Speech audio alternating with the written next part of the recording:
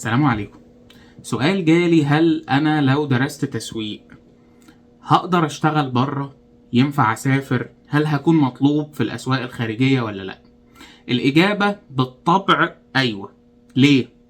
أولا، لأن التسويق من الحاجات اللي الشركات ما كانتش مهتمة بيها زمان، ولكن دلوقتي مع شدة المنافسة وتنوع الاستراتيجيات الشركات بدأت تحس بأهمية التسويق فعلا، فبالتالي فرص العمل في التسويق بتزيد، ويعني مش متوقع انها تقل في المستقبل، بالعكس الطلب على التسويق بيزداد مع الوقت. تاني حاجة، ان الناس على الرغم من ان دراسة التسويق بقت منتشرة دلوقتي، الناس الشاطرة في التسويق قليل.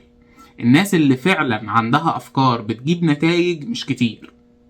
فلو انت بقيت مسوق شاطر، تأكد انك هتكون مطلوب في كل مكان في العالم وهيدفع فيك فلوس كتير جدا.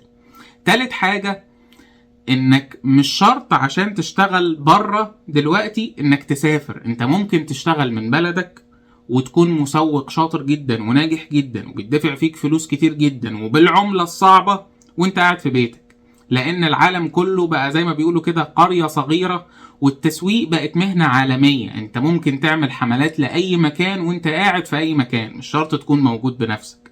فبالتالي زي ما قلنا قبل كده، ادرس انت بس تسويق وتعلم كويس وما تحملش هم الشغل. سلام عليكم.